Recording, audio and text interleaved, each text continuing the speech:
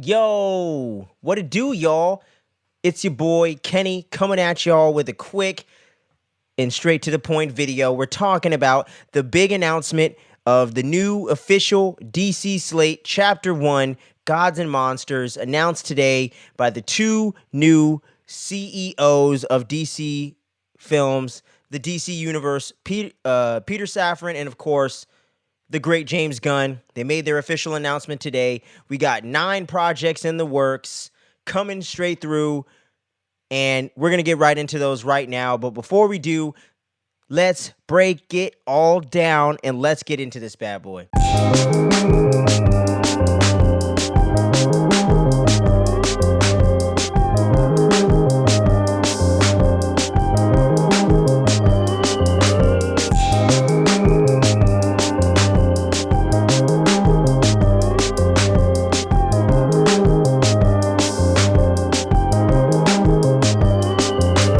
So, I hope you've been clicking all the buttons below the video.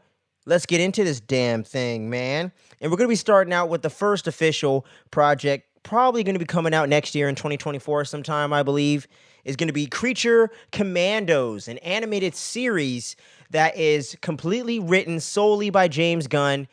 Going to be like 8 to 10 episodes, and it's going to actually feature Rick Flag Sr., that character, who I'm not sure is exactly connected to the new version. I mean, the previous version of Rick Flag from James Gunn's Suicide Squad, or from the other one, the one we don't like to talk about as much. And there's also going to feature Weasel, who was also featured in the last Suicide Squad film.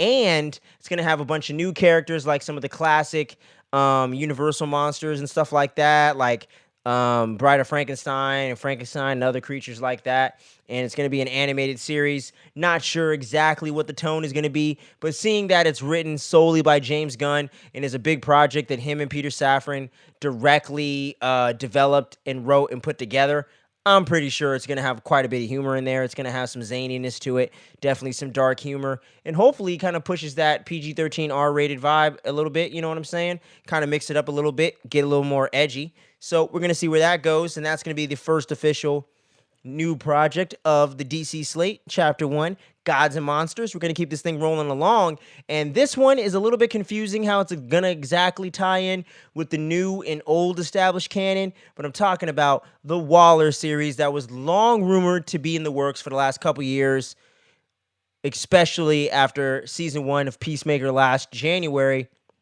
So just about a year ago, we were watching the great series that was Peacemaker, directly developed by James Gunn, starring one of my favorite performers and wrestlers of all time. You can't see me, bro. You can't see him either. John Cena. And y'all know the memes. You know the deal. And if you weren't old enough to be around for that era, you've seen the memes. You know what I'm talking about. But yeah, so we got this thing. It's supposed to be out sometime before Peacemaker Season 2, because that was confirmed to be coming out a while ago, before all the DC shakeup, before James Gunn got the new gig and all that. But this series is going to be solely focused and featuring Viola Davis coming back as Amanda Waller. Not exactly sure what the plot is going to be. They didn't reveal any details there. So it's going to be interesting to see where they leave that off and how that's going to tie into the overall new and established canon, whether it's a part of the more reboot universe, using characters and actors from the previous universe. Because that's essentially what they tease that they're going to do. That actors that played some of these roles and were some of these characters before from Peacemaker and the Suicide Squad could definitely make a return, and more than likely will. So I don't think they're going to recast his own wife, Jennifer Holland, as Amelia Harcourt. I don't think they're going to recast Peacemaker. I don't think they're going to recast, Adebayo, anything like that. I think all those characters are going to be pretty safe.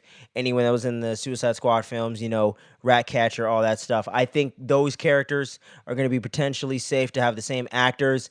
Is it going to be the same timeline? Is it going to be the same continuity? Is it the same overall universe? I don't fucking know.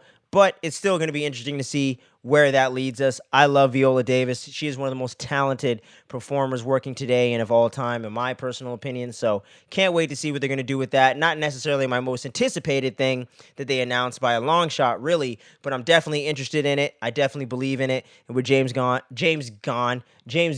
at the helm, I believe that they could really pull this thing off. So can't wait to see what they're going to do there.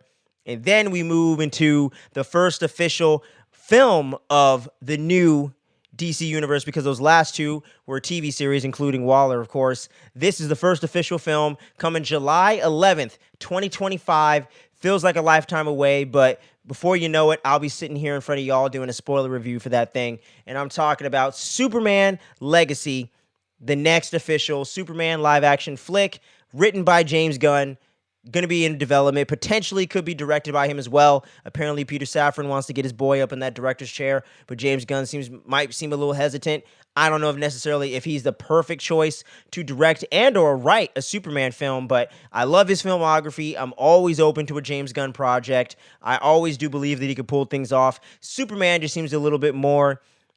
Is just something that definitely was not as expected and is definitely very unexpected. But at the same time, that could give him an opportunity to shine and do something a little bit different than he normally does without some of the zaniness and darkness, but can still have a lot of the same heart and some of the same humor without going as dark and R-rated with it and as dirty with it. You know what I'm saying? So I think James Gunn could potentially be a great writer for a Superman film because he is a great writer and filmmaker and creative overall. So I believe that this could be awesome. I'm definitely up for a more hopeful Superman. I think we definitely need that in today's climate. I'm no big Superman fan by a long shot. Batman's my guy, but I do think it is good sometimes to get something a little more hopeful and something out there that can kind of bring that message to the people, because in this day and age, you need some goddamn optimism. So I think it's going to be a great time for that. No director announced, obviously, no actors announced, no casting, anything like that for any of these projects for the most part, really. But can't wait to see what they're going to do. That's going to be the first official film in the new DCU Gods and Monsters Chapter 1, Superman Legacy.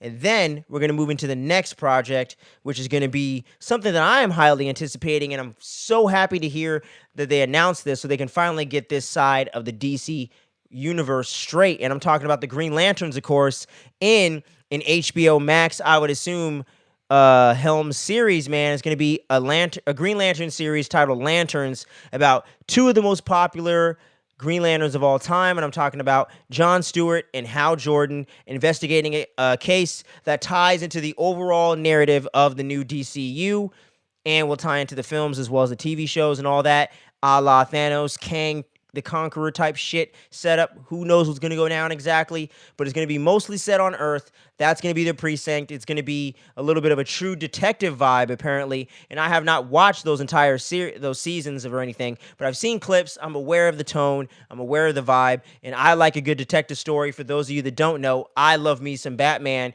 and I'm talking about the Batman from last year, 2022, that did top my overall top 10 list and my personal favorite movies last year. So I love me a good detective story. I love a good murder mystery as much as the next guy. Not a big true crime, but I like me a good murder mystery when it's done well and when it's presented in a way that I can tell is disturbing but fictional, so I don't have to be thinking about that shit psychologically. You know what I'm saying? So this is going to be awesome. I can't wait to see who they're going to cast in the main roles. I got plenty of options I could rattle off, but I want to hear some of your fan casting out there for Hal Jordan and John Stewart, respectfully, in this Green Lantern series. Do you love the idea of a detective, true detective style, murder mystery kind of vibe to it?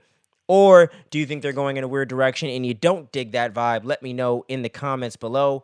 And yeah, but we're going to keep this thing rolling along with something that came completely out of left field and I didn't see coming at all, is The Authority, which is like a rough around the edges superhero group. That is something that necessarily isn't completely original or something we haven't heard before, whereas heroes are like to take things a little further than other heroes and might even kill or take things into a more unlawful or immoral direction to get the job done. You know, we've seen it before, but with James Gunn being involved in it and potentially and hopefully being the screenwriter that he teased or someone of the like, I think this could be something really cool and subversive. Could have a little bit of a lighter tone than some of these other projects because some of them definitely sound a lot more darker, like a few of them we're going to get into in just a bit. But I cannot wait to see exactly what that's going to turn out to be, because it does sound intriguing a little bit, but isn't necessarily going to get me out of the bed in the morning. So not necessarily way up there in my anticipated out of this entire announcement here, but something that I'm definitely going to be keeping an eye on and waiting to see what they got in store for us all. But the next one up is my personal almost, if not most anticipated project. Come on, Batman, y'all. The Brave and the Bold. That is my most anticipated project coming in this new slate. And it's going to feature Batman, Bruce Wayne, of course. And for the first time in fucking 26 to 28 or 9 years, by the time this movie comes out, in nearly 30 years, we will finally get a live action Robin in action. Damian Wayne confirmed for this new film, and it's going to go off of the Brave and the Bold storyline from the early 2000s, mid 2000s from Grant Morrison. I hear it's an amazing run. I only read a little bit of it online before, back in the day when I had the Comixology and all that. But I had never got a chance to finish it. Haven't had a chance to collect the physical edition yet. But I'm definitely going to make that a high priority now, in between now and when that movie comes out. Hopefully sooner rather than later, even though I can't wait for the Batman sequel that got announced. Oh, man, I cannot wait for this either. I've been dying to see the Bat family on screen, and we're finally going to get it because James Gunn, in his announcement video, made sure to highlight that fact that we're going to get introduced to not only Damian Wayne as Robin, as the new Ward, but we're also going to get introduced to the extended Bat family as well, which I would assume is a shoe-in for Dick Grayson and potentially Barbara Gordon as well. I'm hoping to see that Batgirl on screen finally, and maybe even get some Jason Todd flavor. Who knows? I don't think so, but I'm thinking we're going to get Dick Grayson for sure as Nightwing, and I'm pretty sure we're going to get Barbara Gordon as well, and we're definitely getting Damian Wayne, so I am excited to see the Bat family on live action, or in live action, on the big screen. It is way overdue, so I can't wait to see it. That is my most anticipated project in this new slate.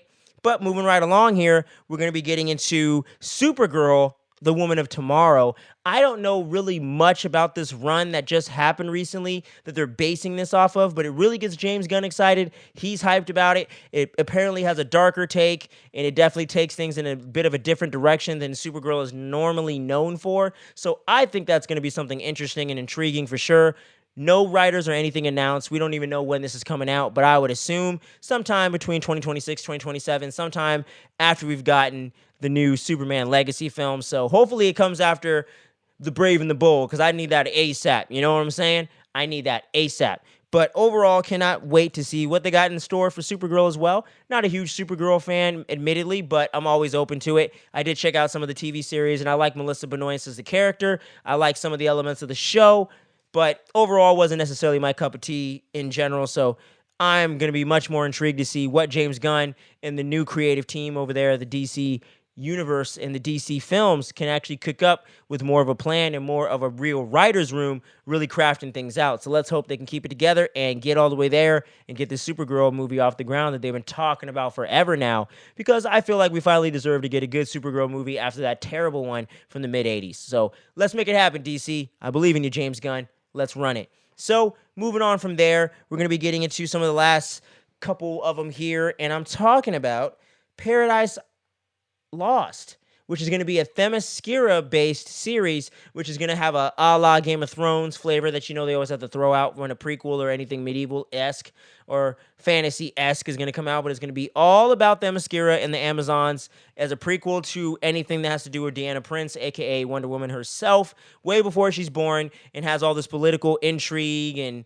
and all this power play stuff and all that jazz going down in Themyscira. So it's going to be interesting to see where they lead that series. But overall, not necessarily getting me out of the bed in the morning, but I like the Themyscira plot stuff from the original DC films that they were doing with Patty Jenkins and Zack Snyder and Gal Gadot in the role. I really hope they keep her in there. Obviously, since it's Elseworlds, you could just have multiple versions of her. We have the version from the Patty Jenkins movies. This is the new version, but it's the same actress, but a different version. I'm cool with that. But keep Gal Gadot. I think she nailed the character. I think she's awesome in the role. Is she the best actress of all time and overall other movies all the time?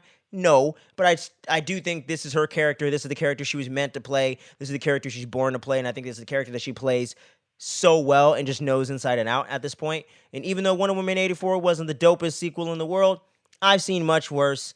Sorry, Pedro Pascal, you usually kill it, but you kind of let me down on that one, my boy. But it's not entirely your fault. You just did the lines and did the role that you were given. You're not as bad as Jesse Eisenberg, so keep that in mind, man.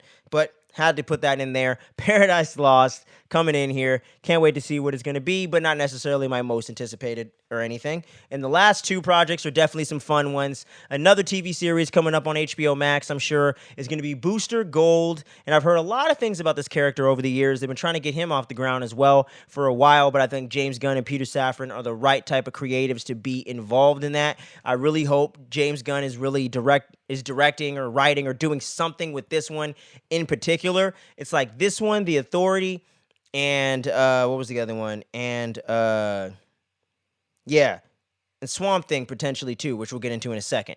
But yeah, so we got this whole Booster Gold series about this dude that is from the future that uses time travel technology to go back to our present time to seem like he's a superhero to impress us and get rich and famous in a different time because he's such a loser in his own time. That to me just sounds infinitely fucking intriguing, funny, and just sounds so interesting and fun to watch, and sounds like something completely fresh for the superhero genre in a Deadpool-esque kind of thing, but it's completely its own thing at the same time.